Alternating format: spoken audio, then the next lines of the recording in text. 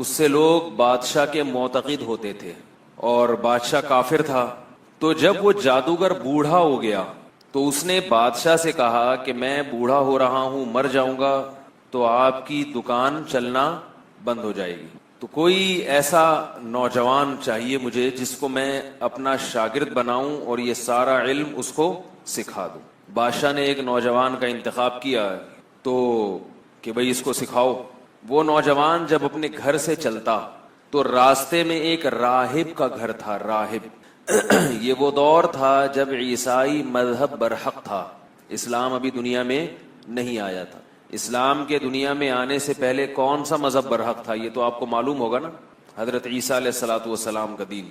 تو وہ نوجوان آیا کرتا جادوگر کے پاس, راستے میں راہب کا گھر تھا تو تھوڑی دیر کے لیے اس کے پاس بھی بیٹھ جایا کرتا. راہب کس کی باتیں کرتا تھا؟ اللہ کی. راہب کے پاس سے اٹھ کے جاتا, پھر جادوگر کے پاس جا کے بیٹھتا, واپسی میں پھر راہب کے پاس سے ہوتا ہوا جاتا. تو راہب کے پاس ایک سفر میں 2 دفعہ اور جادوگر کے پاس بولو بھائی 1 دفعہ. تو رنگ کس کا چڑھنا تھا؟ راہب. سے کیا پتا چلا کہ بھائی اپنے بچوں کو انسان کا بچہ اگر بنانا ہے تو ٹی وی کے پاس کم بٹھاؤ, علماء کے پاس زیادہ بیٹھو. جتنی دیر وہ ٹی وی کے پاس بیٹھتا ہے نا اس سے زیادہ دیر مولوی صاحب کے پاس بٹھاؤ اس کو. تو وہ جو جادوگر تھا نا اس کی چکنی چپڑی باتوں سے نوجوان متاثر ہونے لگا, اور ادھر پادری کی باتیں بھی تھیں تو وہ بیچارہ گڑمڑ ہو گیا, سمجھ میں یار میں کروں کیا. ایک دن ایسا ہوا کہ وہ نوجوان کہیں سفر کرتا ہوا جا رہا تھا تو راستے میں ایک بہت بڑا اژدہا جس نے لوگوں کا راستہ روکا ہوا تھا. لوگ خوف زدہ تھے کہ ہم یہاں سے گزرے تو یہ ہم میں سے کسی کو کھا جائے گا. اژدہے تو اب ڈاکومنٹری میں آپ دیکھیں پورے انسانوں کو ایسے ہڑپ کر جاتے ہیں, ثابت نگل لیتے ہیں. تو اب یہ کھڑا ہوا ہے نوجوان, یہ بھی کھڑا ہو گیا, یہ کیا مسئلہ ہے بھائی. اس نے ایک پتھر اٹھایا, ظاہر ہے اژدہے پتھر سے نہیں مرتے, اتنا بڑا اژدہا اور ایک پتھر مارنے سے کہاں مرے گا. اس نے ایک پتھر اٹھایا اور اللہ سے دعا مانگی کہ اللہ میں کنفیوز ہوں کہ راہب کا دین سچا ہے یا جادوگر کا. اگر راہب کا دین سچا ہے تو اس پتھر سے اس اژدہے کو تو ہلاک کر دے, ایک نشانی مجھے دکھا دے. یہ کہہ کے اس نے پتھر مارا اور وہ اژدہا ہلاک ہو گیا. ابھی اللہ کی ایک بہت بڑی نشانی دیکھ لی. جب اللہ اپنی بہت بڑی نشانی کسی کو دکھاتے ہیں تو پھر آزمائش بھی اسی حساب سے لیتے ہیں اس سے. اس لیے غیب پہ ایمان لاؤ, یہ بہتر ہے. اللہ سے ایسی نشانیاں مت مانگا کرو. کہتے ہیں نا کہ بنی اسرائیل کی توبہ قبول کرنے کے لیے اللہ نے کہا تھا کہ جس نے گناہ کیا ان کو قتل کرو, جن سے گناہ ہوا وہ اپنے آپ کو قتل کے لیے پیش کریں گے تو توبہ قبول ہوگی, ورنہ نہیں. جبکہ امت مسلمہ کے بارے میں کیا قانون ہے کہ جتنا بڑے سے بڑا گناہ ہو جائے چپکے سے جا کے اللہ کے سامنے 2 آنسو بہاؤ, معافی مانگو تو بس معاف کر دیں گے ہم. بنی اسرائیل کے ساتھ ایسا معاملہ اس لیے ہوا کہ انہوں نے کہا تھا کہ اے موسیٰ ہم اس وقت تک اللہ پر ایمان نہیں لائیں گے حتی نر اللہ جہرتن, ہم اس وقت تک اس کتاب کو اللہ کی کتاب نہیں مانیں گے جب تک ہم اللہ کو اپنی آنکھوں سے نہ دیکھ لیں. تو جیسے ان کا اللہ پر ایمان کا معیار بہت اونچا تھا تو ان کی توبہ کی قبولیت کے لیے اللہ کا معیار بھی بہت اونچا تھا کہ تم بغیر دیکھے نہیں مانتے, تو ہم بھی تمہارے اخلاص کا امتحان لیں گے کہ اگر تم توبہ میں مخلص ہو تو اپنے آپ کو قتل کے لیے پیش کرو تو مان جائیں گے دل سے توبہ کر رہے ہو. اس امت میں صحابہ کرام نے نبی سے کبھی یہ مطالبہ نہیں کیا کہ اے نبی ہم اس قرآن پر ایمان اس وقت لائیں گے جب ہم دیکھیں گے اپنی آنکھوں سے کہ آسمان سے قرآن اتر رہا ہے, یا ہم اللہ کو اپنی آنکھوں سے دیکھیں. جو کہا غیب پر ایمان لے آئے, اور ہم بھی غیب پر ایمان لائے ہیں. تو اللہ نے کہا کہ جب تم غیب پر ایمان رکھتے ہو تو تمہاری توبہ بھی غیب کے پردوں سے ہی قبول ہے. اس کے لیے دلیل نہیں چاہیے مجھے بس.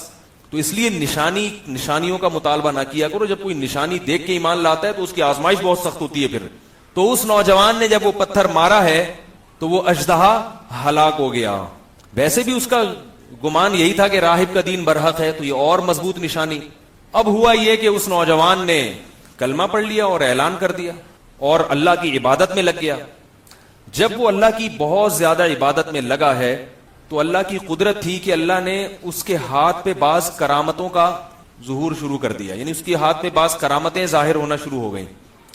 نابینا کی آنکھوں پہ ہاتھ پھیرتا تو بینائی واپس لوٹ آتی. کوڑ کا مرض پہلے زمانے میں لا علاج تھا, کوڑ کے مریض کو ہاتھ پھیرا اس کی بیماری ایک دم ختم ہو گئی. پیدائشی کوئی گنجا ہو، اللہ نہ کرے، اس کے سر پہ ہاتھ پھیرا تو بال، بولو نا بھائی، دیکھو پیدائشی گنجا ہونا تو اللہ کی طرف سے ہے، لیکن جب اللہ نے بال دے دیے تو پھر ٹینٹ کرا کے رکھنا 24 گھنٹے، یہ اللہ کی نعمت کی ناشکری ہوئی نا اس حدیث کی روشنی میں۔ اگر آپ کو ویسے ہی سر کو ٹھنڈا رکھنے کا شوق ہے تو آپ ٹینٹ کرائیں، مگر یہ کوئی سنت نہیں ہے، کوئی عبادت نہیں ہے، ٹینٹ کرانا آزمائش ہے۔ اگر اس پہ کچھ لکھنا ہے آپ نے کہ میں گم جاؤں تو پھر یہ میرے نمبر پلیٹ دیکھ لو اور شناختی کارڈ نمبر، پھر تو بھی ٹھیک ہے، بلا وجہ خام ہمیں ٹینٹ کرا کے رکھنا، اللہ نے بال دیے زینت کے لیے اور ٹنڈے منڈے گھومنا تو اچھا کام نہیں ہے۔ دینداروں کو زینت کی فکر دوسروں سے زیادہ کرنی چاہیے تاکہ دیکھنے میں اچھے لگیں، تو جب اچھے لگیں گے تو لوگ ان کو دیکھ کے ان کو فالو کرنے کی کوشش کریں گے، اس کا ایک اثر پڑتا ہے۔ اللہ نے کسی پیغمبر کو بدصورت نہیں بنایا، کیوں؟ اس لیے کہ لوگ جب ان کے پاس بیٹھیں تو لوگوں کی طبیعت ان کی طرف مائل ہو، لوگ ان سے سیکھیں۔ تو شکل تو اللہ نے جس کی جیسی مرضی بنا دی، مگر کچھ اپنا بھی انسان کا کنٹرول ہوتا ہے۔ عجیب عجیب سے دیندار لوگوں کو دیکھیں، عجیب عجیب سے بنے ہوئے گھوم رہے ہوتے ہیں، زار من یوں لٹک رہا ہے، ادھر کو جا رہا ہے، اور وہ ایک صاحب نے پوچھا یہ ان کا زار من اتنا کیوں لٹکتا ہے، کہنا سیدھے ہیں، بہت نیک ہیں، اتنے سیدھے ہیں کہ زار من لٹک رہا ہے۔ چلو غلطی سے تو ہر آدمی کا ایسا ہو سکتا ہے، جان بوجھ کر تو اس لیے بلا ضرورت ٹینڈ نہ کرایا کریں، کوئی مجبوری ہو تو ایک الگ بات ہے، اس کو دین نہ سمجھے کم از کم، کوئی اسلام میں ایسا کوئی ٹینڈ کرانا کوئی عبادت نہیں ہے۔ تو وہ نوجوان جو تھا وہ جب گنجے کے سر پہ ہاتھ پھیرتا تو بال اگاتے، تو ایسے اس کی ہاتھ پہ کرامتیں ظاہر ہونا شروع ہو گئی۔ اب جب پبلک کو پتا چلے، وہ روحانی علاج والا نہیں تھا، یاد رکھو روحانی علاج والوں سے کچھ بھی نہیں ہوتا، کہیں آپ کو پتا چلے وہاں بابا بیٹھے ہیں وہیں کرتے ہیں، نہیں جانے کی ضرورت، الو بنا رہے ہیں لوگوں کو۔ تو اب جب یہ کرامتیں ظاہر ہونا شروع ہوئی تو اس کی لوگوں میں شہرت ہونا شروع ہو گئی۔ بادشاہ کو جب پتا چلا تو بادشاہ بڑا خوش ہوا کہ بھائی ایسا جادو سیکھا ہے کہ اپنے استاذ کو بھی پیچھے چھوڑ دیا اس نے، اس کا تو استاذ بھی یہ کام نہیں کرتا تھا، یہ اپنے استاد سے بھی 4 ہاتھ آگے نکل گیا۔ واہ بھائی واہ، اب آئے گا مزہ۔ بادشاہ نے اس کو بلایا، یہ سب میں جو آپ کو واقعہ سنا رہا ہوں یہ بخاری مسلم کی روایات ہیں، ایسے نہیں کہ کہیں بھی اخبار میں پڑھا نوائے وقت میں مضمون آیا ہوا تھا وہ آپ کے سامنے پیش کر دیا۔ تو بادشاہ کو جب پتا چلا کہ بھائی یہ اتنا بڑا جادوگر بن گیا ہے، بادشاہ نے اس کو بلایا اور کہا کہ ہم نے سنا ہے کہ تم تو اپنے استاد سے بھی 4 ہاتھ آگے نکل گئے، اور ایسے ایسے اور ویسے ویسے۔ تو اس نے کہا یہ جادو وادو نہیں ہے، یہ جو نابینا کی آنکھوں پہ ہاتھ پھیرتا ہوں تو بینائی میں لاتا ہی نہیں ہوں، بینائی کون دیتا ہے؟ اللہ دیتا ہے، یہ سارے کام اللہ کر رہا ہے، میں کچھ بھی نہیں کر رہا، بس اللہ کی ایک رحمت ہے کہ ہاتھ میرا استعمال ہوتا ہے، کام کون کرتا ہے؟ اللہ، ورنہ مجھے یہ اختیار نہیں ہے کہ میں کسی کی بینائی لوٹا دوں۔ بادشاہ نے لگائے چترول، ٹھیک ہے، پہلے تو بادشاہ نے کہا تو یہ بتا کہ تجھے یہ اللہ اور کلمہ اور یہ اسلام اور یہ عیسائیت یہ سکھایا کس نے؟ اچھا، راہب نے کہا، اس نوجوان کو کہا تھا کہ اگر تم کبھی پکڑے جاؤ تو میرا نہیں بتانا کہ میں نے تمہیں کلمہ پڑھایا یا یہ دین سکھایا ہے، ورنہ بادشاہ مجھے نہیں چھوڑے گا۔ تو نوجوان نے نہیں بتایا، لیکن نوجوان کو اتنا ٹارچر کیا گیا کہ وہ بیچارہ بتانے پر مجبور ہو گیا۔ بہت زیادہ جب جسمانی اذیت دی جاتی ہے نا پھر ناممکن ہو جاتا ہے، وہ بھی انسان تھا بہرحال۔ تو بادشاہ نے راہب کو پکڑ کے بلایا اور اس کی گردن اڑا دی، شہید ہو گیا۔ کتنا مبارک راہب ہوگا جس کا حدیث میں تذکرہ آ رہا ہے۔ تو اور اس کو کیا کیا گیا کہ اس کو بادشاہ نے کہا کہ لوگوں سے کہا اپنے درباریوں سے کہ اس کو لے کے جاؤ پہاڑ پہ اور نیچے کھائی دکھاؤ، اس کو ڈراؤ، ٹھیک ہے نا، اور اس سے کہو کہ یہ عیسائیت چھوڑ دے، نہیں چھوڑتا تو ہم تمہیں یہاں سے گرا کے ہلاک کر دیں گے۔ تو اس کو لے گئے، اس نے کہا ہلاک کر دو، میں تو عیسائیت نہیں چھوڑنے والا۔ تو اللہ کی قدرت کیا ہوئی ہے کہ وہ پہاڑ پہ ایسا کچھ زلزلہ آیا، وہ سارے مر گئے اور یہ بچ گیا، اکیلا واپس آ گیا۔ تو بادشاہ نے پھر لوگوں کو کہا کہ اس کو سمندر میں لے جاؤ۔ اچھا، اب یہ خبریں لوگوں میں مشہور ہونا شروع کی، ایک نوجوان ہے بھائی وہ اس طرح کا ہے، کیونکہ اللہ تعالیٰ مشہور کر رہے ہیں نا تاکہ اس سے کام لینا ہے اللہ تعالیٰ نے۔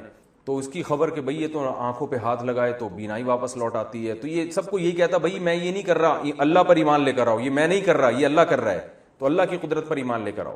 تو اب اس کے یہ واقعہ بھی مشہور ہونے شروع ہو گئے، بھئی پہاڑ سے گرایا نہیں مر رہا۔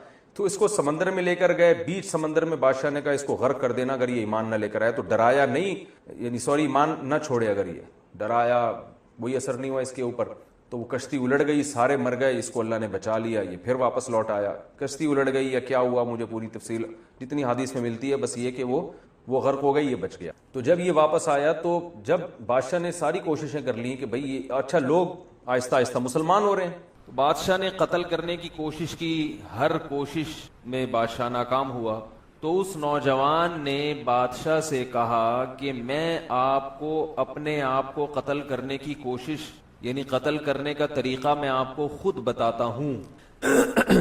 میں آپ کو جو طریقہ بتاؤں گا آپ اس طریقے سے مجھے قتل کریں گے تو میں قتل ہو جاؤں گا. اب مجھے ایک بات بتائیے, کبھی کوئی کسی کو اپنے قتل کرنے کے طریقے خود بھی بتاتا ہے؟ آپ لوگ کیا بتاتے ہیں شاید, ہیں بھائی؟ کبھی دنیا میں ایسا ہوا کہ کوئی کسی کو یہ بتا رہا ہو کہ مجھے مارو, میں اس طرح سے مروں گا, اس طرح سے نہیں مروں گا, میں بڑا ڈھیٹ ہوں, اس طریقے سے نہیں مرتا.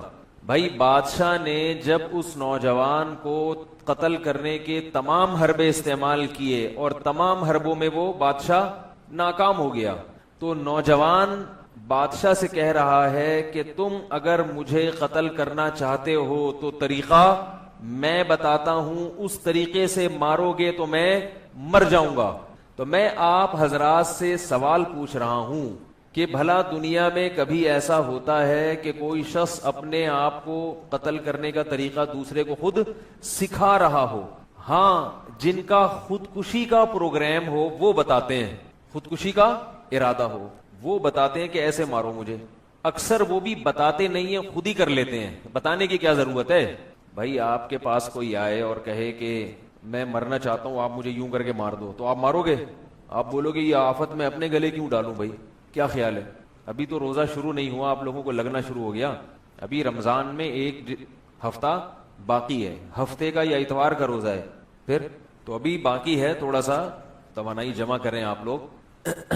تو مجھے یہ بتائیے کہ بادشاہ دنیا میں کوئی چاہتا ہے کہ مجھے قتل کرو اور اس طریقے سے مارو؟ خودکشی کرنے والے کرتے ہیں یہ کام. خودکشی کرنے والے وہ یہ کرتے ہیں کہ طریقے بتاتے ہیں, ویب سائٹس میں طریقے سکھائے جاتے ہیں خودکشی کرنے کے, ایسی ویب سائٹس ہیں دنیا میں. لیکن یہ نوجوان تو خودکشی کرنے کا ارادہ نہیں رکھتا, یہ چاہ رہا تھا کہ بادشاہ اللہ کا نام لے کر مجھے مارے گا تو دنیا دیکھ لے گی کہ بادشاہ نے تمام حربے استعمال کر لیے, ناکام ہو گیا. مگر جب بادشاہ اس نوجوان کے رب کا نام لے کر کام کر رہا ہے تو کام ہو رہا ہے. اس سے لوگ متاثر ہو جائیں گے اور لوگوں کو یقین آ جائے گا کہ اس نوجوان کا جو رب ہے وہ سچا ہے اور بادشاہ خدا نہیں ہے, بادشاہ معبود نہیں ہے, تو لوگ ایمان لے آئیں گے. تو لوگوں کو ایمان پر لانے کے لیے نوجوان اپنی جان کی قربانی دے رہا ہے. بات آ گئی سمجھ میں کہ نہیں آئی؟ یہ نوجوان کیا کرنا چاہ رہا ہے؟ اپنی جان کو قربان کر رہا ہے تاکہ لوگ ایمان لے آئیں. اور اس کے لیے اس نے طریقہ یہ استعمال کیا کہ پوری عوام کو اکٹھا کیا جائے. یعنی بادشاہ کو طریقہ بتا رہا ہے کہ بند کمرے میں قتل مت کرو, اس لیے کہ بند کمرے میں جب مارا جائے گا تو خبر جو لیک آؤٹ ہوگی اس میں غلطی بھی ہو سکتی. بادشاہ اللہ کا نام لے کے مارے گا مگر بعد میں کیا کہے گا کہ میں نے اللہ کا نام نہیں لیا. بند کمرے میں کیا ہو رہا ہے یہ تو کسی کو نہیں پتا ہوتا نا. خبر متواتر وہ غلط نہیں ہو سکتی, متواتر خبریں کبھی بھی غلط, یہ خوب یاد رکھو, ایک اہم مسئلہ ہے یہ. بہت سارے مسائل اس سے حل ہوتے ہیں. یہ جو ہم کسی کو خبر دیتے ہیں نا, خبر یہ سچی بھی ہو سکتی ہے اور جھوٹی بھی. کیا خیال ہے؟ جب بھی کوئی آپ کو آ کے خبر دیتا ہے تو وہ خبر کبھی سچی ہوتی ہے کبھی جھوٹی. ہماری شریعت اس کا پورا مدار خبر پر ہے, خبر پر. ہمیں خبر ملی ہے کہ محمد صلی اللہ علیہ وسلم 1400 سال پہلے آئے تھے. کیا خیال ہے؟ ہمیں خبر ملی ہے کہ محمد صلی اللہ علیہ وسلم نے یہ کرنے کا ہمیں حکم دیا. کیا ہم میں سے کسی نے اپنی آنکھوں سے دیکھا؟ نہیں آ رہی بات. ہمیں خبر ملی کہ نبی صلی اللہ علیہ وسلم نے یہ کرنے کا کہا, ہمیں خبر ملی کہ نبی نے یہ کرنے کا نہیں کہا, یعنی یہ نہیں کرنے کا کہا. تو ہمارا پورا دین الف سے لے کے یا تک, اے سے لے کے زیڈ تک, وہ کس پر چل رہا ہے؟ بولو نا بھائی, خبروں پر, خبروں پر. اب خبر کو سمجھنے کی ضرورت ہے. جو بنیادی گمراہی آج کل پروفیسر لوگ پھیلا رہے ہیں وہ یہاں سے گڑبڑ کرتے ہیں. خبروں کی اقسام نہیں پتا ان کو, اسی سے سارے فرقے پیدا ہو رہے ہیں. بہت اہم مضمون ہے جو اس وقت اللہ نے دل میں ڈال دیا, اور اس کی بنیاد کہاں سے نکلتی ہے کہ اس نوجوان نے یہ کیوں کہا کہ کھلے عام بھرے مجمع میں مجھے قتل کیا جائے اللہ کا نام لے کے, بند کمرے میں نہیں. وہ یہ بھی کہہ سکتا تھا کہ بند کمرے میں 4 آدمیوں کے سامنے وہ 4 گواہ رہیں گے، یہ بھی تو ہو سکتا تھا نا. بہت مشکل ہے بھائی، ان لوگوں کو نہیں سمجھ میں آ رہا یار. تھوڑا سا بھائی گردن تو ہلاؤ. ویسے ہی ہلا دیں، جھوٹی موٹی کے بھی تو کوئی کام ہوتے ہیں کہ انسان کسی کو خوش کرنے کے لیے جھوٹی موٹی میں بعض دفعہ گردن ہلا دیتا ہے. سچی مچی میں نہیں ہلتا تو جھوٹی موٹی کا ہلا دیا کریں. تو دنیا میں اس وقت سب سے بڑی آبادی عیسائی، یہودی اور مسلمانوں کی ہے جو اللہ کو اور پیغمبروں کو مانتے ہیں. اتنی بڑی آبادی اگر جھوٹے نبیوں کو مانتی ہوئی آئی ہے اگر، تو یہ بات کھوپڑی میں آنے والی نہیں ہے. کھوپڑی نہیں مانتی اس بات. یہ تمام لوگ پیغمبروں کے سلسلے کو مانتے ہیں اور دنیا کی بہت بڑی آبادی ہے. یہ صرف عیسائی اور مسلمانوں کو ملا دیا جائے اگر، تو یہ جو ایتھیسٹ کہتے ہیں کوئی پیغمبر نہیں آیا اور کوئی پیغمبر، تو یہ کیسے لاکھوں لوگوں تک کیسے ان کی تعلیمات پہنچی ہیں اور کسی نہ کسی درجے میں یہ پیغمبروں کی تعلیمات کو باقاعدہ فالو کر رہے ہیں. اس کا مطلب ہوا کہ موسیٰ نام کے کوئی پیغمبر بھی دنیا میں آئے تھے، عیسیٰ نام کے کوئی پیغمبر بھی دنیا میں آئے تھے، محمد صلی اللہ علیہ وسلم کے نام کے کوئی پیغمبر بھی دنیا میں آئے تھے. اور ان تمام پیغمبروں کی تعلیمات کو اگر آپ غور کرتے ہیں تو وہ ساری اچھی تعلیمات ہیں. اچھی، کوئی بھی ایسی تعلیم نہیں ہے جو غلط ہو، بالکل 100% غلط ہو. تو یہ ممکن نہیں ہے کہ جھوٹا نبی دنیا میں آئے اور لوگوں کو اچھی چیزوں کو پہ ڈال کے چلا جائے. ایک صاحب مجھے لاہور میں ملے کچھ دن پہلے، وہ کہہ رہے ہیں کہ یہ جو معاذ اللہ نبی صلی اللہ علیہ وسلم تھے نا، یہ معاذ اللہ نقل کفر جادوگر تھے. انہوں نے جادو کے زور سے پوری دنیا کو یوں کیا ہے. میں نے کہا کسی جادوگر کی تعلیمات میں جمعے کی نماز آئے گی، رمضان کا روزہ آئے گا، ماں باپ کے ساتھ حسن سلوک آئے گا؟ ساری دنیا میں مسلمان جمعے کی نماز پڑھتے ہیں. کیوں؟ کس نے حکم دیا؟ یہ محمد صلی اللہ علیہ وسلم نے. کیا عقل مانتی ہے کہ ساری دنیا کے مسلمان ایک جادوگر کو فالو کر کے جمعے کی نماز پڑھ رہے ہیں؟ یہ پاگل ہے کیا؟ یہ کسی جادوگر کو ایسے فالو کیا جاتا ہے کہ ساری دنیا کے لوگ اکٹھے ہو جائیں، اس کے کہنے پر رمضان کے 1 مہینے کے روزے رکھ لیں، شام کو تراویح پڑھ لیں، تلاوت کر لیں، بوڑھے ماں باپ کو گھر میں رکھ کے ان کی خدمت کریں. دنیا میں کوئی ایک جادوگر دکھاؤ جس کو فالو کرنے والوں نے اتنی خوبصورت زندگی گزاری ہو. کوئی ایک دکھا دو بھائی. نہیں یار، یہ آپ کی سمجھ میں نہیں آئے گی، ایتھیسٹ کی سمجھ میں کہاں سے آئے گی بھائی؟ نماز پڑھ لیا کریں، روزے رکھ لیا کریں، اتنا کافی ہے. پریشان ہونے کی چندہ ضرورت نہیں ہے. تو خیر، اس پر ہم روشنی ڈالیں گے انشاءاللہ اگلے بیان میں کہ یہ میں کیا کہنا چاہ رہا ہوں. ابھی تو میں نے ساشا پیش کیا ہے آپ کے سامنے، پیکنگ فل بعد میں آئے گی. تو وہ جو جادوگر تھا نا، وہ جو نوجوان تھا، اس نے اپنے آپ کو قتل کرنے کے لیے جم غفیر کا انتظام کیوں کیا؟ تاکہ ایسا نہ ہو کہ میں 4 آدمیوں کے سامنے قتل ہو جاؤں اور پبلک بولے، بادشاہ جھوٹ موٹ بول دے کہ یہ تو کوئی نہیں تھا، کوئی اللہ کا نام نہیں لیا. تو جب پورا شہر اکٹھا کر لیا گیا اور اس کے تیر لگائے، یہ جناب گرائے، پورے شہر نے بیک زبان ہو کے کلمہ پڑھنا شروع. سارے مسلمان ہو گئے، جو اس وقت جو عیسائی مذہب برحق تھا، سب اللہ کی دعوت، اللہ پر ایمان لے آئے اور بادشاہ کے رب ہونے کی، بادشاہ تو اپنے آپ کو رب کہتا تھا، سارے مسلمان ہو گئے. آپ کو پتہ ہے جو حکومتی پٹھو ہوتے ہیں نا، وہ کبھی بھی وہ نہیں ہلتے چاہے کچھ بھی ہو جائے. جو بادشاہ کے درباری ہوتے ہیں نا، خاص بہت کم ان میں لوگوں کو ایمان کی توفیق ملتی ہے. تو قرآن کی تاریخ سے بھی پتہ چلتا ہے کہ ظالم بادشاہوں میں بعض دفعہ پوری قوم ان کے خلاف ہو گئی، لیکن ان کے جو درباری ہیں وہ ان کا ساتھ نہیں چھوڑتے. تو ایسا ہی ہوا کہ پوری قوم مسلمان ہو گئی، لیکن جو بادشاہ کے درباری تھے، اس کے خاص لوگ تھے جو ہر وقت بادشاہ کے ساتھ رہتے تھے، وہ بادشاہ کے ساتھ تھے. تو بادشاہ نے یہ کہا کہ بھائی یہ تو پوری قوم ہمارا دین چھوڑ دیا اس نے اور مجھے خدا ماننے سے انکار کر دیا ہے. اب ایک ہی حل ہے کہ ان کو زبردستی مجبور کر کے اس دین برحق سے دور کرو. اور اس کا طریقہ یہ ہے کہ شہر میں جگہ جگہ خندقیں کھودی جائیں، ہر گلی میں، ہر محلے میں خندقیں کھود کے اس میں لکڑیاں ڈالی جائیں، آگ جلائی جائے اور پھر ایک ایک کو پکڑ کے اس آگ میں جھونکا جائے. تو جو اس آگ کو دیکھ کے ڈر جائے اور کہے کہ میں اپنا دین چھوڑتا ہوں، تو اس کو تو بچا لو، باقی سب کو کیا کر دو؟ آگ میں ڈال دو. تو یہ وہ خندقیں تھیں. تو ایک ایک کو پکڑ کے ڈالا گیا. صحیح حدیث میں آتا ہے، آپ صلی اللہ علیہ وسلم نے ارشاد فرمایا کہ 3 بچے ہیں جو ماں کی گود میں بولے ہیں. ایک تو حضرت عیسیٰ علیہ السلام ماں کی گود میں بولے تھے، اور ایک وہ جس پر وہ ایک بزرگ تھے نماز پڑھ رہے تھے، تو ان کی ماں نے ان کو پکارا تو وہ پریشان ہو گئے کہ ایک طرف ماں ہے اور ایک طرف نماز ہے. تو آزمائش میں آ گئے نا، اللہ میں نماز توڑ کے جواب دوں تو تیرا حق ضائع ہوتا ہے، اور ماں کو نماز نہ توڑوں تو ماں کا حق. تو اسی کشمکش میں تھے کہ ماں نے بد دعا دے دی کہ اللہ کرے تجھ پر کوئی تہمت لگے. تو یہی ہوا کہ وہ پھر کسی چرواہے نے کسی عورت کے ساتھ زنا کیا، بچہ پیدا ہوا. تو وہ عورت شادی شدہ تھی نہیں. لوگوں نے پوچھا بچہ کس کا ہے؟ تو اس عورت نے جان چھڑانے کے لیے اس راہب پہ ڈال دی. وہ بیچارہ نیک بزرگ اپنے جھونپڑی میں اپنی عبادت کیا کرتا تھا، اس پہ جھوٹا الزام ڈال دی. لوگوں نے پکڑ کے مارا اس کو اور اس کے وہ عبادت خانہ گرا دیا. تو اللہ تعالیٰ نے اب اس پر رحم کیا. تو جو ہے نا ماں کی گود میں بچہ بولا کہ میرا جو ہے نا اس کے پانی سے اللہ نے مجھے پیدا نہیں کیا بلکہ مجھے فلاں کے پانی سے اللہ نے پیدا کیا، وہ چرواہے سے. تو یہ کرامت اس راہب کی ظاہر ہوئی. تو اللہ نے اپنے حق کی وجہ سے اس کی عزت کی بھی حفاظت کی، لیکن ماں کی بددعا بھی لگی اس کو. تبھی امام ابو حنیفہ رحمہ اللہ تعالیٰ اسی حدیث کی بیس پہ کہتے ہیں کہ اگر نماز کی حالت میں ماں پکارے اور اس کو پتہ نہیں ہے کہ آپ نماز پڑھ رہے ہیں تو نماز توڑ دینی چاہیے. تو اب کیا مسئلہ ہوا کہ وہ بچہ بھی ماں کی گود میں بولا. تو خیر جب لوگوں نے کہا یہ تو راہب بڑا نیک آدمی ہے، بچے سے اللہ گواہی دلوا رہے ہیں، تو اس راہب کو دوبارہ پروٹوکول دیا گیا اور اس سے کہا ہم آپ کا عبادت خانہ سونے کا بنا کے دیں گے. اس نے کہا نہیں بھائی، وہ مٹی کا گھروندہ ہی بنا دو میرے لیے، جب عبادت ہی کرنی ہے تو سونے کے محل کا کیا کرنا. تو یہ ایک بچہ ماں کی گود میں بولا، ایک عیسیٰ علیہ السلام، اور ایک تیسرا ایک اس واقعے میں. تو نبی صلی اللہ علیہ وسلم نے فرمایا کہ جب سب کو لا کے آگ میں ڈالا جا رہا تھا، نہیں وہ اتنا دودھ پیتا بچہ نہیں تھا جو یوسف علیہ السلام کی گواہی جیسے نا واسع خان، تو وہ آپ جتنا کم از کم ہوگا. تو یہ جو تھا حدیث میں آتا ہے کہ ایک عورت کو لایا گیا، اس کی گود میں جو ہے نا دودھ پیتا بچہ تھا.